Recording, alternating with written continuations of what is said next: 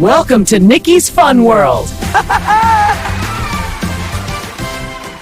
Hi friends, this is the story of an angry monkey. His name is Momo. This is Momo the monkey. He was strong, but very angry. Hey, that hurt. Please stop, Momo. Oh no, he scared the children. Momo, being strong does not mean hurting others. Momo was not hurt, but he was asked to stay alone and think. I was wrong. I hurt everyone. I want to be good.